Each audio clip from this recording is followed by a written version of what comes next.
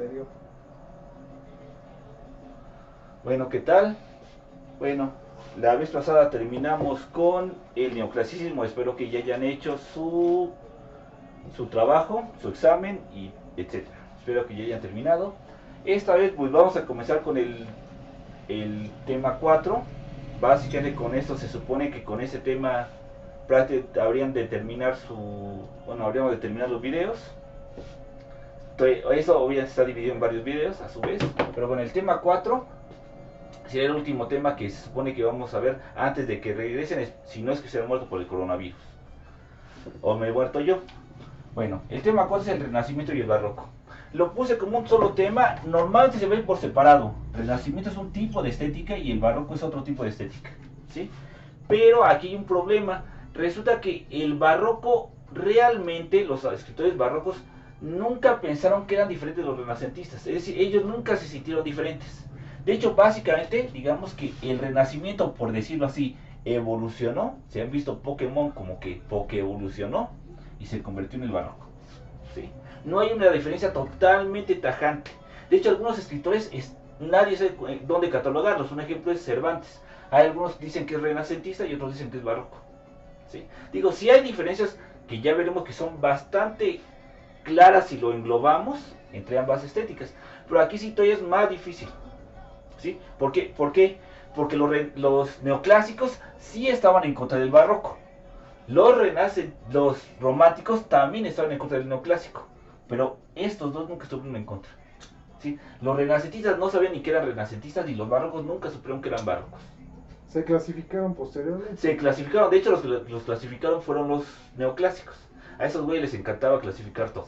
Así que dijeron, no, esa chingadera era barroco. Ah, no, esta otra sí estaba chida. Ese es renacentismo. Ellos no sabían eso, ¿sí? Por eso lo estoy viendo como un solo, porque vamos a ver cómo DJ evolucionó. ¿Sale? Bien.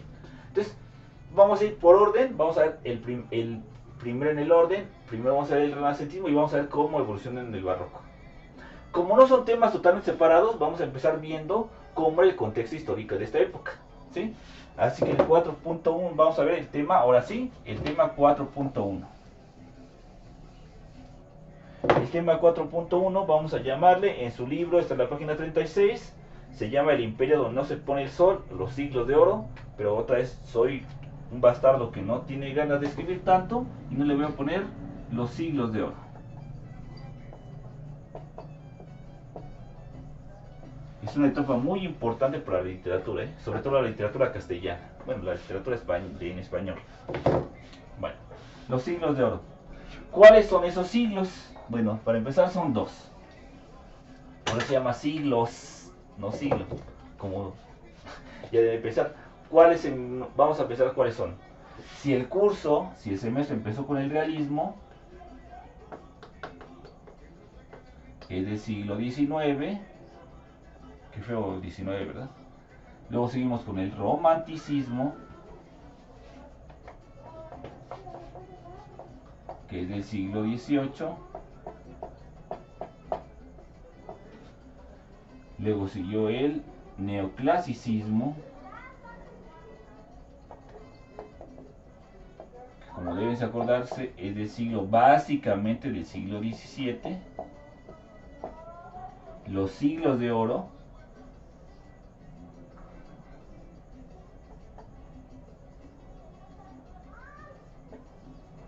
que son básicamente, bueno, es el siglo del barroco y el siglo del renacimiento. ¿Cuáles siglos serán esos siglos? Ah, pues fácil, el 15 y el 16, ¿no? Exactamente, vamos a ver el siglo XVI y el siglo XV. Es que vi las de Rocky. 15, 16, 17, 18, 18, así va en orden. Sí. El barroco es básicamente del siglo XVI, aunque llegó al siglo XVII. Y el renacimiento es del siglo XV, aunque llegó al siglo XVI. Como había dicho, no es que termine un siglo y ya nos convertimos en otro, ¿sí? Entonces, vamos a ver, bueno, como ya dije, los dos están juntos, vamos a hablar de los siglos de oro. El siglo XV y el siglo XVI. ¿Sí? ¿Qué sucedió en esa época? Bien.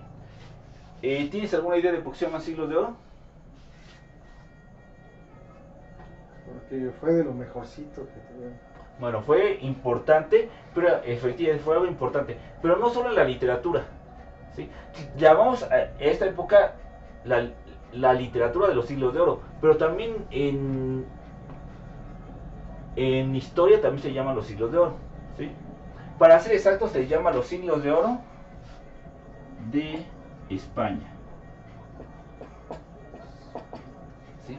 Otros países no le llaman siglo de oro, le llaman siglo XV, siglo XVI, el siglo isabelino, etcétera, etcétera, etcétera. La época isabelina le llaman los ingleses. Ahora, ¿por qué es tan importante? ¿Qué pasó con España en esa época? ¿Alguna idea?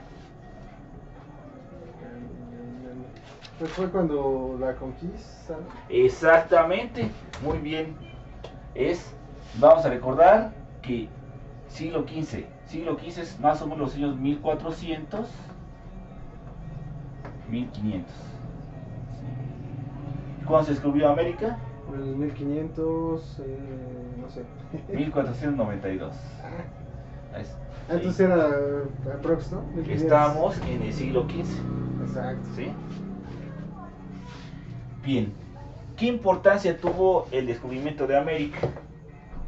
¿Sí? ¿Qué importancia tuvo? Pues posicionó a España como uno de los países más, digamos, más ricos, ¿no? Como líder, ¿no? Pues tuvo ese, para empezar, bueno, vamos a empezar. Europa es un continente muy chiquito. De hecho, ni siquiera es un continente, bueno, un subcontinente muy chiquito, ¿sí? Hasta entonces lo que conocían ellos del mundo, pues era Europa, África y Asia. En Asia nunca se habían podido meter y África pues tampoco, porque ahí estaban los musulmanes. Cuando estos güeyes llegaron a América, pues tenemos que pensar que América es gigantesco. Vamos a poner nada más en contexto México. Entonces ustedes hayan visto los mapas y hayan visto, no, pues México está chiquito, ¿no? Está más o menos igual que España. Pues no es cierto. En México caben España, Portugal, Italia, y Alemania y Francia. México es un país gigantesco y nada más este país. Ahora pongamos que también estaba toda América. ¿Y quiénes fueron los primeros en llegar? Pues fue España. Y fueron los primeros en conquistar. Por lo tanto, y estos güeyes pues, se quedaron con prácticamente toda América. No es nada más tener espacio. Tienes oro, tienes pues, un montón de espacio para sembrar, tienes mano de obra, estaban los indígenas. Así que este país es increíblemente rico, ¿sí? Y pues, fueron los siglos de oro. Bueno, van a decir, no, pues qué tan rico puede ser, pues también le ganaron los ingleses. No mames. Los ingleses tenían Estados Unidos. Vamos a dibujar un poco a América.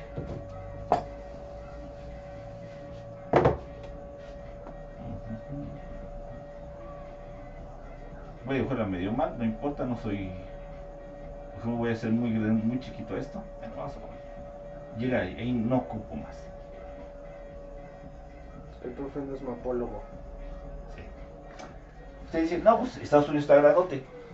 Pues más o menos, ¿eh? Pero los ingleses de todo esto tenían... No voy a pensar que Estados Unidos siempre fue igual. Nada más tenía este pedacito. Las 13 colonias que se independizaron es este pedacito. Nada más era ese pedacito. ¿Sí? Tienen por ahí alguna isla, por ahí Jamaica. Los españoles tenían todo esto, prácticamente todo esto. Lo único que no era de ellos era Brasil. Todo lo demás era de ellos. ¿Sí? O sea, eran increíblemente ricos. ¿Sí? Y cuando hay dinero, bien, entonces por eso le llamamos siglos de oro. Ahora, cuando hay dinero, pues llegan un montón de cosas. Todos los grandes científicos, lo que en su época llamaban científicos, se les llamaba naturalistas, realmente se iban a España, ¿sí? Porque ahí es donde me pagan por estudiar. ¿Sí? Los grandes médicos están en España, ¿sí? Los españoles se volvieron muy presumidos. Entonces, no sepan de dónde viene la palabra usted. Usted, ellos no decían, bueno, la palabra usted significa vuestra merced, ¿sí? Lo que es que ellos decían, no, a mí, ¿qué me vas a decir, tú? O que no, a mí llámame de... O ellos decían tipo, no decían tú, decían vos. No me digas de vos, a mí dime, ¿vuestra merced va a querer comer? Nada más que se hace muy largo y a veces vuestra merced, usted. Y ahí se quedó. Porque eran muy presumidos porque eran increíblemente ricos. Ahora, otra gente que llegó, pues fueron los artistas. ¿Por qué los artistas? Ustedes pueden decir, no, pues los artistas viven de nada, no, pues también tienen que comer. Los pintores mandan, la gente manda a hacer pinturas, sin más en esa época. Pues, ¿quiénes podían pagar? Los españoles. ¿Sí? Los escritores también tienen que comer, entonces muchos escritores se fueron a España. ¿Sí? Entonces, por esa época es los siglos de oro español. ¿Sí? Hubo muchísimo dinero. Bien. Esa época fue muy importante. En el mundo del arte, los siglos de oro, es decir, los siglos XV, XVI, parte del XVII, voy a poner entre paréntesis, parte del XVII, son los siglos de oro. Ahora, esta época, los siglos de oro,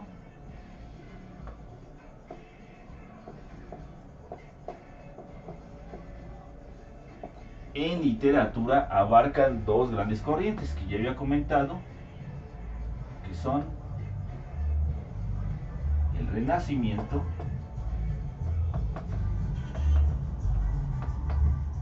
y el Barroco. Vamos a hablar primero del Renacimiento. Es el tema rápidamente, dónde nace y etc. Bien, aunque los siglos de oro fueron muy importantes para todo el mundo, el Renacimiento no nació ahí. ¿Sí?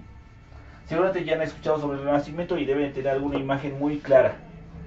Una imagen de una persona que siempre cuando hablamos del Renacimiento pensamos en él. Da Vinci. Da Vinci. Renacimiento casi sinónimo de Leonardo da Vinci, de la lamentada Mona Lisa, ¿no? De su pintura. Si alguien no tiene idea de quién chingo estoy hablando, es un pintor. Yo pensé en la figura áurea, ¿no? ¿Le llaman? Sí, bueno, la proporción porque en un momento hablaremos, cuando hablemos bien del Renacimiento, hablaremos de yo lo veo más como inventor que como pintor, ¿no? Como es que para él no podía ser una cosa sin la otra. Más o menos, porque él original él decía que era pintor. Pero bueno, Renacimiento, entonces Leonardo da Vinci. Leonardo da Vinci, como su nombre lo dice, él no era español. ¿Alguien tiene idea de dónde era? ¿De Italia? Italia. El Renacimiento nació en Italia. Ahora, ¿qué es el Renacimiento? Es un movimiento, ¿no? Artístico, digamos. No es artístico, es más que eso. Tecnológico. Nunca se ha mencionado, pero es más que eso todavía. Futurista. Es un movimiento social. Ah, caray. Es algo que abarcó todas las esferas del desarrollo humano. El Renacimiento tiene que ver, y hablaremos un poco más, es el renacer del ser humano después de la Edad Media. Sí. Después de la Edad Media, que fue como quedarse dormidos, como morir según esto. Todas esas ideas son neoclásicas, por cierto, ellos no sabían que eran renacentistas. Según esto, después de todo eso, después de todo lo que ya ha sucedido en la Edad Media, vamos a renacer. Y vamos a renacer regresando a lo original. ¿Qué era lo original? Otra vez, lo clásico. Grecia y Roma. Efectivamente, lo clásico. Pero los renacentistas sí se acercó más, ¿no? Sí tiene más que ver, bueno, más o menos, sí. Ellos todavía, es que todo Occidente siempre se ha basado en Grecia y Roma, ¿sí? Incluyendo los barrocos, ¿sí? También ellos adoraban a Grecia y Roma. Pero bueno, era otra forma de pensar. Bien, ¿cuál fue el gran cambio aquí? Y eso es un poco complicado de entender. ¿Cuál fue el gran cambio que creó el renacentismo? Aquí hubo un gran cambio en la forma de pensar. Vamos a decir esto, vamos a ver por lo que tenemos idea. ¿Qué era lo más importante de la Edad Media? El tributo. absoluto para el rey. No. Había algo más arriba del rey. La religión. La religión. ¿Y qué es lo más importante para la religión? Dios. Dios. En la Edad Media lo más importante para todo el universo, para todo, bueno, el universo humano, era Dios. ¿Qué pasó en el Renacimiento? No es que hayan dejado de creer en Dios, ellos seguían creyendo en Dios. Nada más que hubo un gran cambio en la forma de pensar.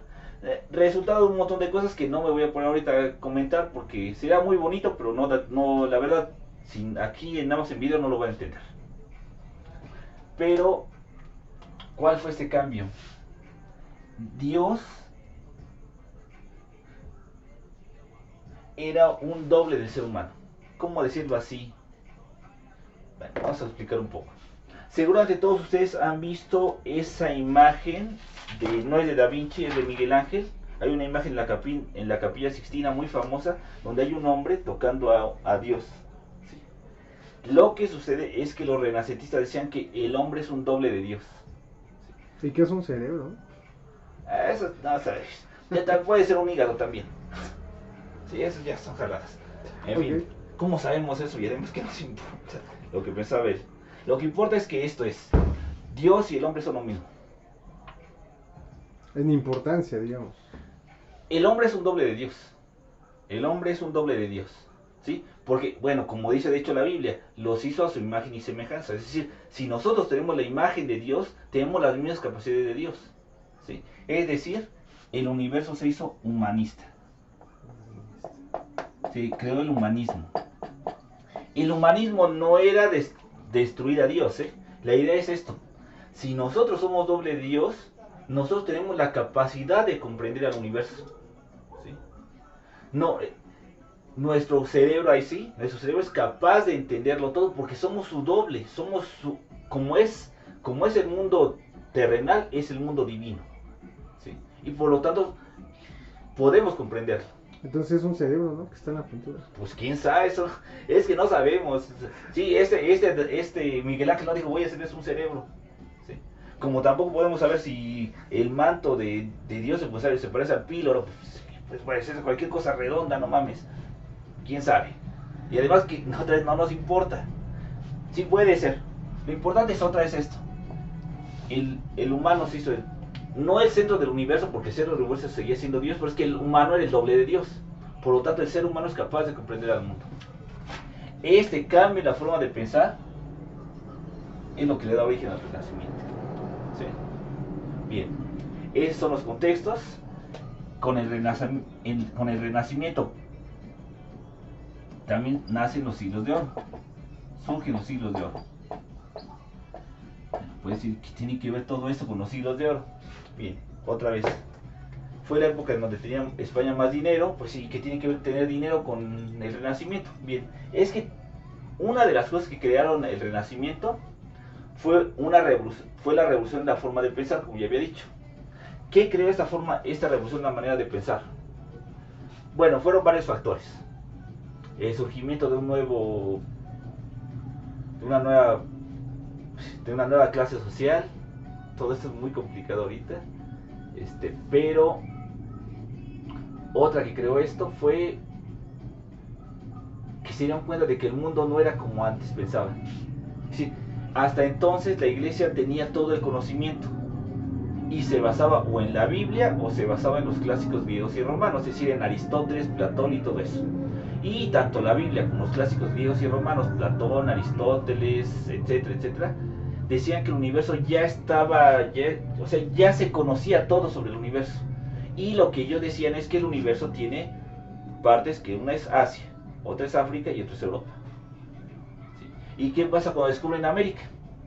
Oye, no es cierto todo lo que estaba pasando ahí. No es cierto que todo esté en la Biblia, ni en Aristóteles, ni en Platón. Hay algo más. ¿Y qué nos puede ayudar a conocerlo? Pues el conocimiento del ser humano. ¿Sí? Nosotros somos capaces de conocer más cosas del universo. ¿Sí? Esto es un poco la idea de lo que está sucediendo ahí. Por eso fue tan importante el conocer el descubrimiento de América. Porque cambió la forma de pensar. Dijo, oye, no es todo esto lo que conocíamos, hay más cosas. ¿sí? Entonces con esto surgió el renacimiento dio origen al humanismo y todo esto está dentro de lo que llamamos los siglos de oro. ¿Va? Bien, es el contexto histórico, ¿no? Lo que importa no es conocer todas esas cosas, sino conocer, esos cuates estaban cambiando, todo el universo estaba cambiando y todo el universo estaba relacionado con el ser humano, con sus capacidades. Bien. Dicho esto, recuerden, revisen su libro, contesten las preguntas, no se olviden de contestar el repaso que está en La descripción. la descripción del video y bueno, por lo mientras vamos a dejarlo así. Muchas gracias, profesor.